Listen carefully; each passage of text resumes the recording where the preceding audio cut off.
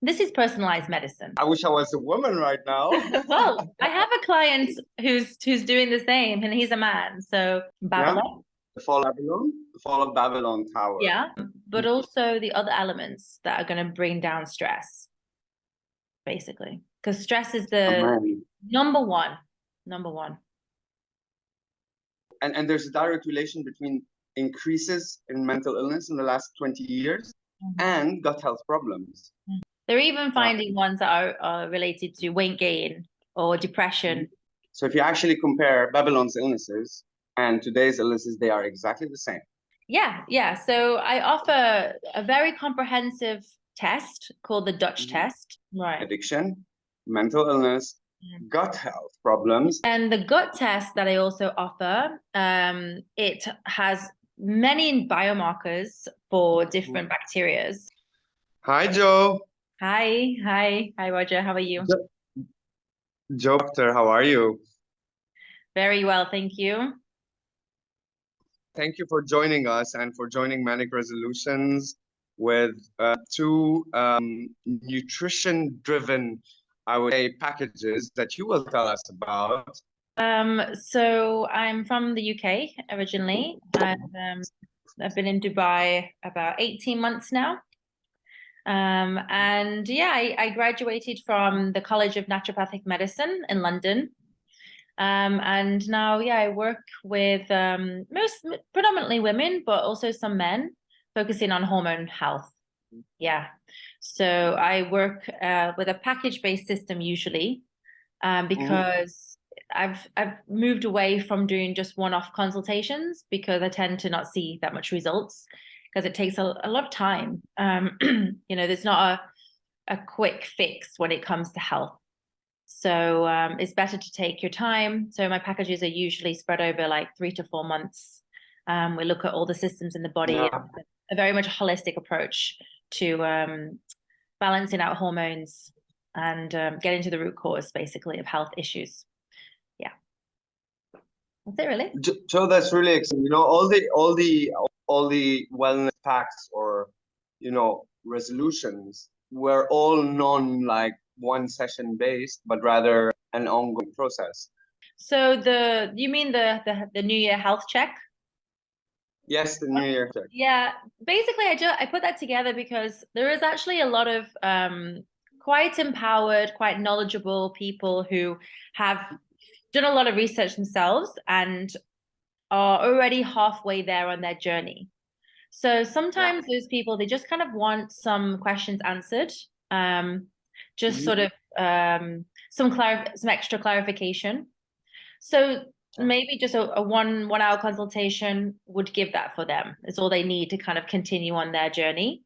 And then also some people also don't realize. So it's like do it alone kind of thing. Yeah, some people, they feel empowered to do that. Or maybe their journey is not as intense as some people, so they don't need as much support. But also sometimes as well, people don't necessarily realize that there's a lot to be done. So they may just want you to just just check my diet, just see how it's going. And then from that, you may discover a lot of other things. So that's why I offered the two, just to suit different needs, really. Yeah. Absolutely. I mean, I agree with you. There are some people you just need to give them, direction, and then they go on like on their own, self-empowered. And there are people who need more time. It's just like different orientations and different needs, So it's cool that they can have access to both with you. Now I'm in a beautiful place called Damask, here at Damascus, here in Lebanon, right? And my next question, I'm going to get off camera because I'm going to be like, I think politically incorrect for a bit of time. What do you think? Sure. Cool. So we're being a bit, how beautiful this place. Yeah, it's lovely. It's very big. Yeah. So I'm gonna know, since we're in Lebanon, we are in a famine. Okay, we are literally a famine. 70% of the population can no longer actually are borrowing money for foods. Farms in Europe are being forced into killing livestock to reduce carbon emissions. under the pretense of climate change emergency, while in parallel, supply of wheat is disrupted in Russia and Ukraine. Food prices are soaring globally, and we are well into a global food crisis. What do we eat? And if someone comes to you, how do you plan their nutrition? If they are really thinking also and seeing that this is what is happening around them. I mean, yes, the world, it always has its issues, right? I mean, currently in the UK, you know, they're seeing that crisis as well starting to manifest. The thing is, as humans, as we've always done, we adapt, right? And we eat what is available. I think sometimes we do overcomplicate things when it comes to diets. And I think if there's limited resources, we stick to what we know is best, which is whole foods, homemade. You know, so it's going and see what is there available, what is fresh. As long as you can stay away as much as possible from processed foods, then generally you're going to be okay, right? So obviously it depends on the severity. If you know there is a severe shortage and people are undernourished, then that's a different story. But you know, it very much depends. If someone's coming to me as a client, then typically they have choice in what they can eat.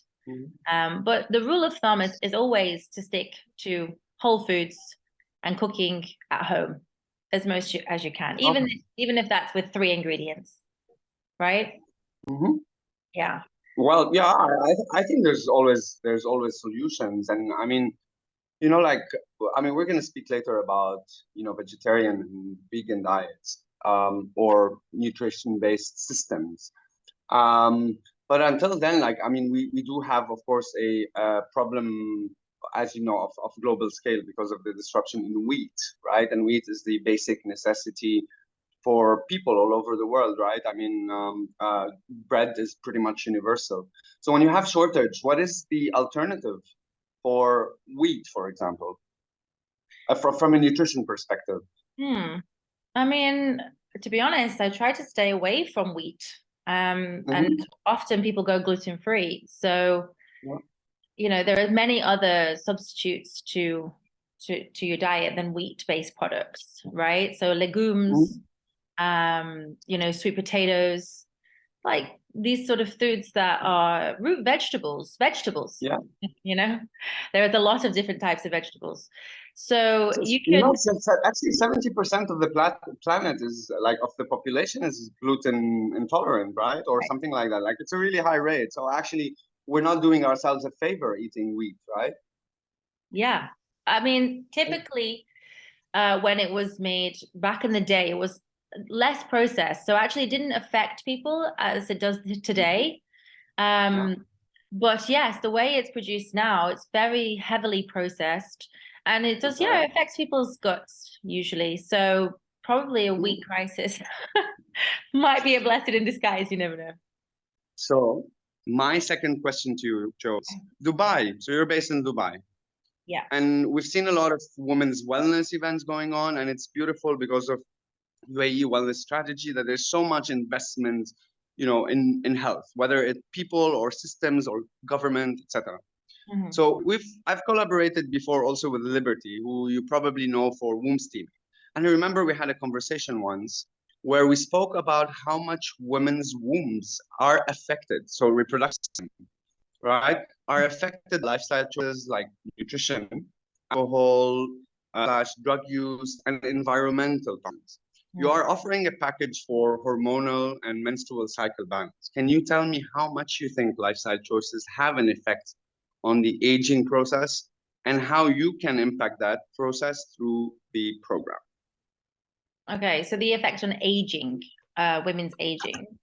I mean, the biggest generally, I mean, you know, on women's health, yeah.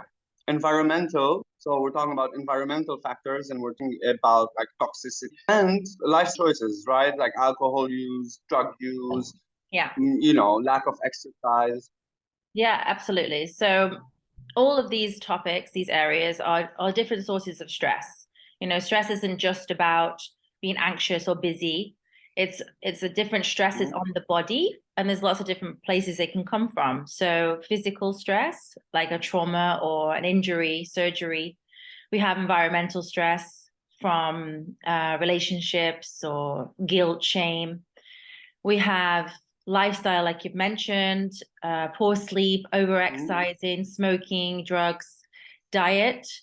So if we're eating a lot of refined sugars, carbohydrates, if we are having trans fats, medications as well, if we are on birth control or lots of anti-inflammatories, and the environment is a source of stress, pollution, toxins in the air, chemicals on the food.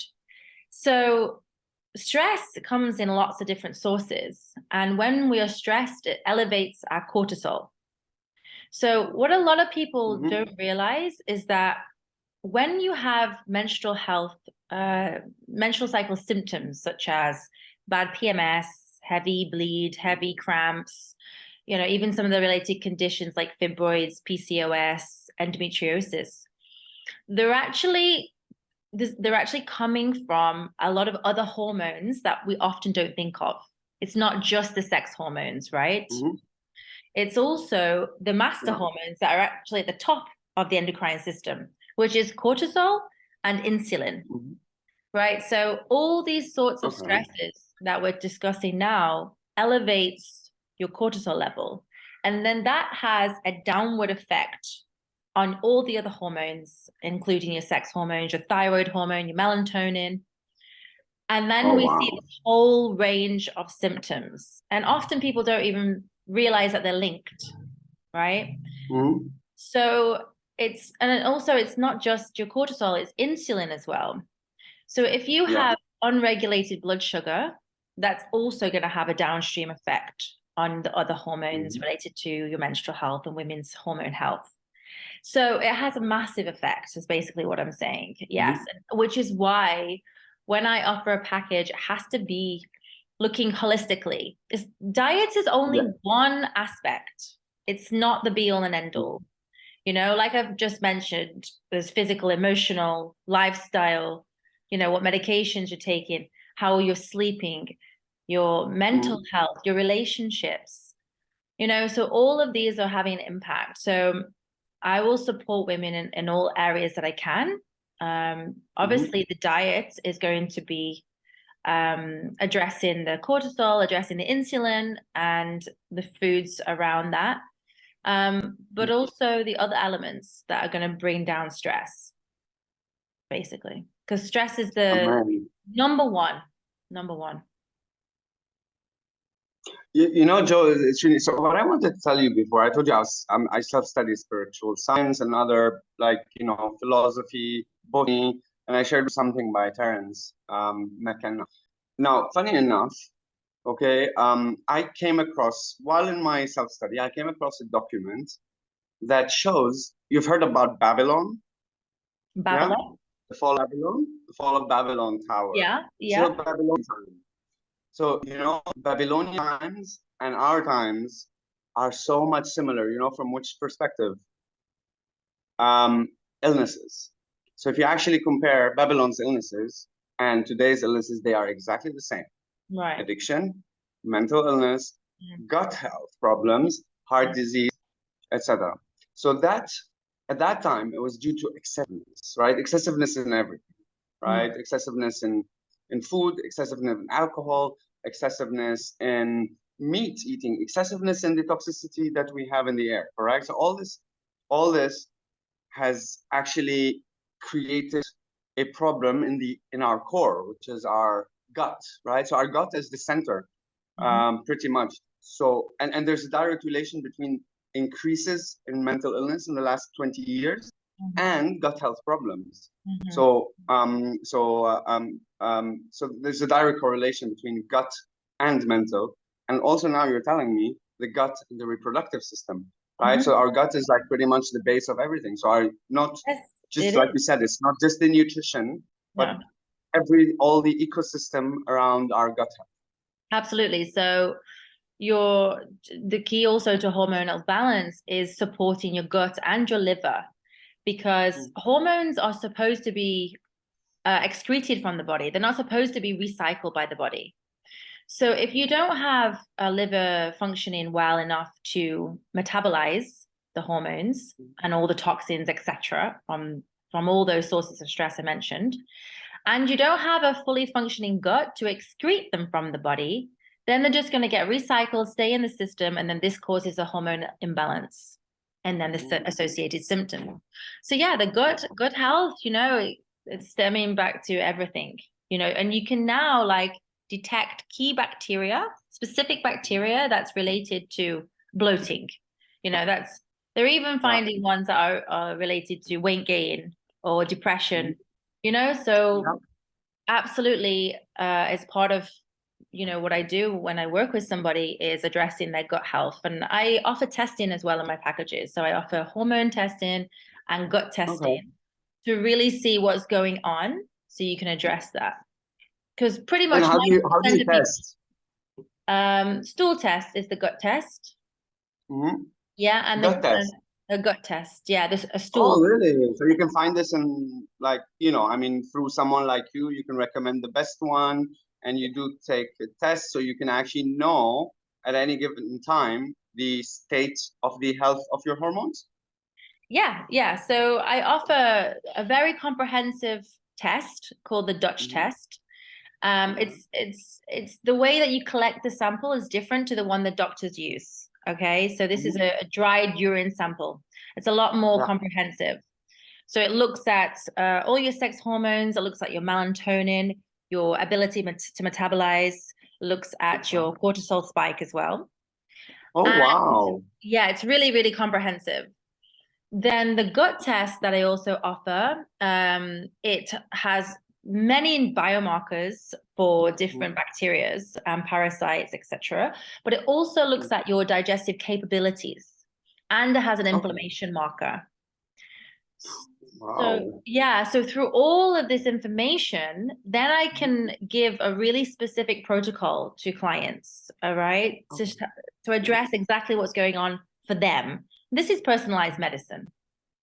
Okay, amazing. Oh, wow. Like I wasn't expecting all of this. Now I'm really excited about your I wish I was a woman right now. Well, I have a client who's doing the same, and he's a man. So oh, see, perfect. That's what I wanted to ask you next then. yes. What's for men?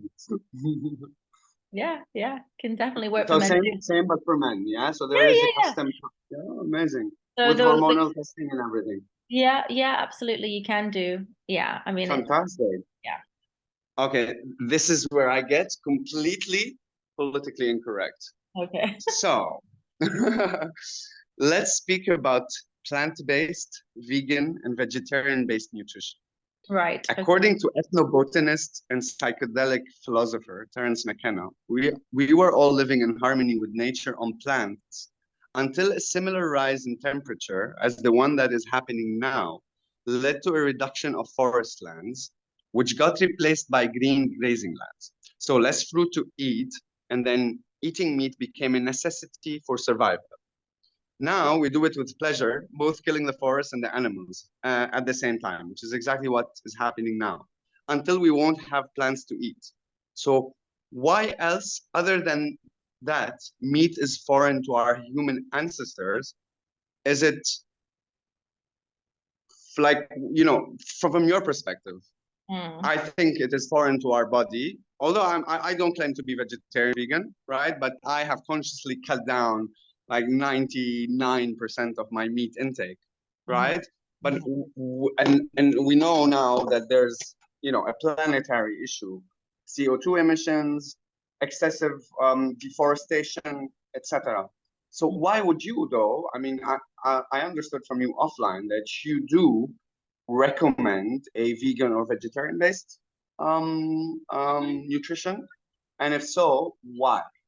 Okay, so I don't recommend any specific diet actually. When I work with clients, it's very much personalized to them.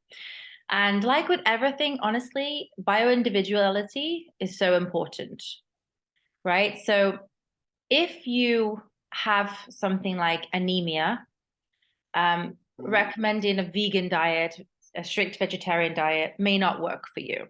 Okay, it depends on your disposition. You know, if you have a thyroid condition, low zinc, getting just your sources of zinc through vegetables may not work for you, right? It's very dependent on the person. So I myself, I don't have any category, but I don't eat a lot of meat. Like you said, I cut down, I eat low quantities. For me, the best style is Mediterranean diet. So they don't eat much meat, but they have some. Same with fish. But most of the diets, like 80%, is plant-based, right? So with a plant-based diet, you're going to be feeding your gut all the polyphenols from the plants, the fibers, the starches that your gut needs to grow its microbiome. So I definitely recommend predominantly plant-based diet, but I'll never cut out meat if it's not going to suit somebody. Absolutely. So it's really based on the individual. But you know, Joe, I think you said something perfect. You know, a balance, not eating too much meat, having it in reasonable quantities. You know, I was telling my daughter, she's 8 years old. So I was explaining to her exactly. The planet is going to hell, right? We have deforestation, we have CO2 emissions, we're destroying the planet. And she said, you know what, Daddy, I reduced, like, I now eat meat only once every 2 weeks. And I said, imagine if every kid ate once every 2 weeks, imagine how much we will be using, or, you know, I mean, we would be reducing carbon emissions and at the same time, growing our forests. So I explained this to my daughter, and I agree with you. If we all became more conscious about eating meat, and now more than ever for the planet, then we are, no, I agree. Healthier, happier. I think conscious eating is the way forward, and really actually what I'd like to teach in the future is conscious eating, not just about this thing to do with climate change, but also like understanding what your body needs, right? It's not just putting food into your mouth just for the sake of it. It's connecting with that food. So also a bit like ritualistically, when you're going to eat meat or fish, you know, you can have that conscious intention of what you're doing, you know, so you get more from it. So then we don't maybe feel the need to eat it so regularly, right? Because we are conscious each time we do eat it. Absolutely. You know, I mean, I come from the Mediterranean. Lebanon is on the Mediterranean, and I agree with you. Our you know, our land. So we have the combination. We're Mediterranean Sea, right? So we have the combination of the fish. We have and we also have a very rich land that produces a lot of vegetables and a lot of fruits. And you said something, even, you know, in Ayurvedic nutrition, right? It's recommended that you eat what your land produces, right? So this is what our land is producing. You know, it's one of the richest lands in the world when it comes to agriculture, right? Then we are actually simply having balanced nutrition, because we've got the combination of the fish and the vegetables and fruits, and then, like you said, a conscious eating when it comes to meats in specific. Exactly. And also nowadays, you know, things like hydroponics, the invention of these kind of ways of, you know, smarter ways of growing plants without damaging what's already there, you know, then I think there will be new conscious ways of farming and doing agriculture as well. So it's good to know. I think we're all going to go back to agriculture, or fishing. I'm a shahtura. My family name means boat. So I go fishing, and while you go, we all, the rest of us can go to agriculture. Nice. Great. Joe, thank you so much. It's so amazing having you with us, and pleasure to meet you.